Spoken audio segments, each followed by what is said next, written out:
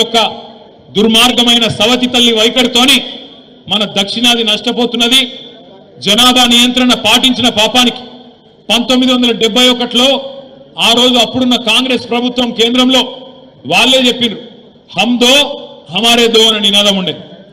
చాలా మందికి తెలియదు చిన్నపిల్లలకు, కానీ ఆ రోజుల్లో హమ్ దో హమారే దో అంటే జనాభా బాగా పెరిగిపోతుంది, అరికట్టాలి, తగ్గియాలి, కుటుంబ నియంత్రణ ఆపరేషన్లు చేయాలని టార్గెట్లు పెట్టి ఊరూరికి క్యాంపులు పెట్టి దేశ జనాభాను కంట్రోల్ చేయాలని చెప్పి భారత ప్రభుత్వమే కుటుంబ నియంత్రణను ఆ రోజు ముందుకు తీసుకొచ్చింది. మరి కుటుంబ నియంత్రణ బాగా పాటించిన రాష్ట్రాలు మన ఉమ్మడి ఆంధ్రప్రదేశ్, ఇప్పుడున్న తెలంగాణ, ఇప్పుడున్న ఆంధ్రప్రదేశ్, తమిళనాడు, కేరళ, కర్ణాటక, ఈ రాష్ట్రాలేమో పాటించినాయి. భారత ప్రభుత్వం చెప్పింది కదా, మంచి పనే కదా, దేశం జనాభా తగ్గితే దేశం ముంగటపడుతుందట, ముందుకు పోతుందట, అభివృద్ధి జరుగుతుందట, మనకిద్దరు పిల్లలే ఉంటే దేశానికి మంచిదట అని చెప్పి దేశభక్తులుగా భారత ప్రభుత్వం చెప్పిన మాటను పాటించింది దక్షిణ భారతదేశంలోని రాష్ట్రాలు. కేవలం దక్షిణ రాష్ట్రాలే కాకుండా ఇంకా కొన్ని ప్రగతిశీల రాష్ట్రాలు కూడా, ఒరిస్సా కావచ్చు, పంజాబ్ కావచ్చు, ఇంకా కొన్ని రాష్ట్రాలు కూడా, పశ్చిమ బెంగాల్ కావచ్చు, పాటించినాయి. ఏమైంది దానివల్ల మన రాష్ట్రాలలో జనాభా తగ్గుకుంటూ వచ్చింది. ఆంధ్రప్రదేశ్లో తగ్గింది, తమిళనాడులో తగ్గింది, కేరళ తగ్గింది, కర్ణాటక తగ్గింది, పశ్చిమ బెంగాల్ తగ్గింది. తగ్గిన తర్వాత మరి ఈరోజు కేంద్ర ప్రభుత్వం కొత్త పంచాయతీ పెడుతుంది. కేంద్ర ప్రభుత్వం ఏమంటున్నది, ఎక్కడెక్కడైతే జనాభా తగ్గిందో అక్కడక్కడ ఎంపీ సీట్లు తగ్గిస్తా అంటది.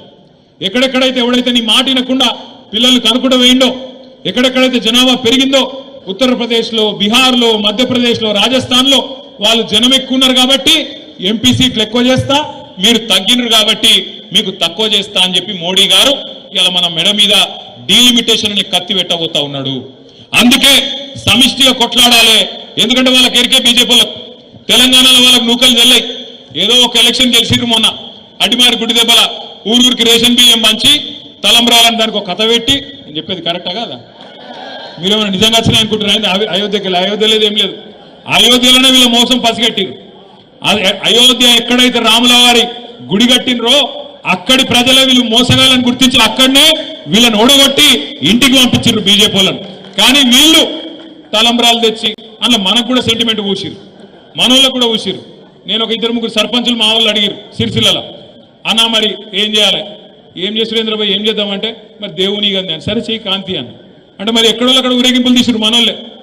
గట్ల మొత్తం ఒక సెంటిమెంట్ చేసి ఎందుకు చేసిర్రు అంటే ఒక్కటే కారణం, బీజేపీకి 10-11 ఏళ్ల తెలంగాణకి ఏం చేసినావు అని అడిగితే మేమేమే బెబ్బెబ్బే, ఏమీ లేదు. నువ్వు బండి సంజయ్ గట్టిగా అడుగు, ఏం చేసినావా తెలంగాణకు, మీ మోడీ ఏం చేసిండు, ఈ 11 నెలల్లో ఏం జరిగింది, ఒక్క మాట అడుగు. ఏం తెలియదు. ఏం చెప్తాడు ఆయన? ఒకటే తెలుసు ఆయనకు, ఒకటి మసీదు కూలగొడదాం, ఆడ శివం వెళ్తే మీది, శివం వెళ్తే మాది. గదొకటే ఎరక మనకు, ఇంకోటి తెలియదు. ఇంకోటి ఏం చెప్తాడు, అన్నా ఇవాళ ఏం వారమే, రేపేం వారమే, ఎల్లుండేం వారమే, ఇది తప్ప ఓ బడి తెచ్చింది లేదు, పోని మా కమలాకరణ లేక ఒక గుడి కట్టింది లేదు. తిరుమల తిరుపతి దేవస్థానం అద్భుతంగా వెంకటేశ్వర స్వామి గుడి కూడా కరీంనగర్లో మళ్ళా కమలాకరణం ఉంకుంటూనే అయింది తప్ప ఏ బీజేపీ కూడా ఏం చేయలేదు.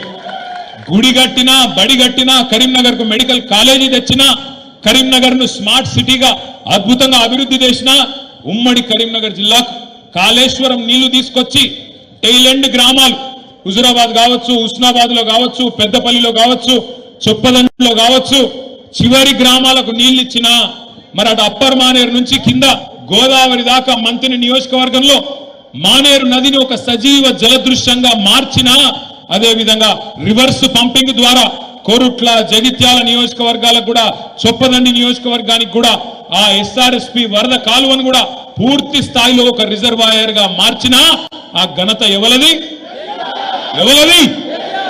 కేసీఆర్.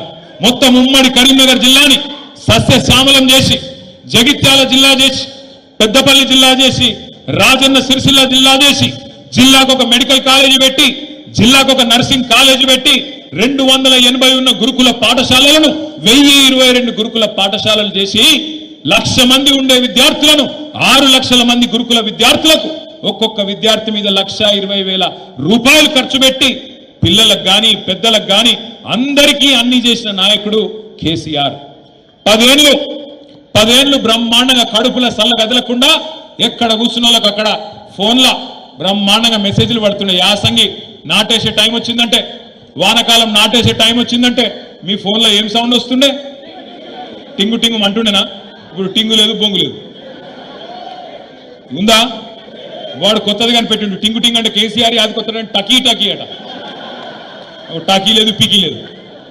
యాడుంది టకీ టకీ? ఒక్క దగ్గర ఉంది టకీ టకీ, ఒక్క దగ్గర ఉంది. ఢిల్లీలో మాత్రం టకీ టకీ టకీ పడుతున్నాయి పైసలు. రాహుల్ గాంధీ ఖాతాలా, ప్రియాంక గాంధీ ఖాతాలా ఆడ మాత్రం పడుతున్నాయి. ఎందుకంటే ఆడ పైసలు చేయకపోతే పదవి ఉంటుందా? ఊస్టింగే. కాబట్టి పైసలు అక్కడ పడుతున్నాయి, ఇక సంపుడు మాత్రం ఇక్కడ చంపుతా ఉన్నారు. వాస్తవం ఏంది అంటే, ఇవాళ తెలంగాణ ప్రజలు ఏ ఊరికి పోయినా ఏ మనిషిని ఒక్కసారి ముట్టుకున్నా అన్నా ఇంకెన్ని రోజులు భరించాలనే, ఇది జల్ది కేసీఆర్ తెచ్చుకుంటే బాగుండదు కదనే అనే మాట మాట్లాడుతున్నారు. కానీ ఒకటి మాత్రం వాస్తవం, ఒక ఓటుకు శిక్ష 5 ఏళ్ళు, ఒక తప్పు చేస్తే 5 ఏళ్ళు బాధపడే పరిస్థితి. ఏం చేయలేం. ప్రజాస్వామ్య దేశం. ఒక ఓటు 5 ఏళ్లకు మనకు శిక్ష వేస్తుంది. తప్పుడు పాలకులను ఎన్నుకుంటే, తప్పుడు వ్యక్తులను నమ్మితే, అరిచేతిలో వైకుంఠం చూసి మోసపోతే, 420 హామీలు వాటిని నమ్మి ఆగమైతే ఇలా ఈ పరిస్థితి వస్తుంది. మొన్న నాకు ఒక పెద్ద మనిషి కలిసిండు. నేను మనం ఓడిపోయిన కాడికెళ్ళి చాలా మంది పెద్దలతో మాట్లాడుతున్నాం. ఏం జరిగింది, ఎందుకు జరిగింది? ఎందుకంటే మంచిగా పనిచేసినాం, రైతును బాగా చూసుకున్నాం, పిల్లలకు ఉద్యోగాలు ఇచ్చుకున్నాం, ఉద్యోగులకు బ్రహ్మాండంగా జీతాలు పెంచుకున్నాం, మహిళలను అరుచుకున్నాం, మంచిగా అన్ని కుల వృత్తులను కాపాడుకున్నాం. ఏం జరిగిందని నాన్న అడిగిన. అడిగితే ఆ అన్న ఒకటే చెప్పిండు. రామాయణం ఏంది అంటే ఒక పెద్ద మనిషి చెప్పిండట, కట్టే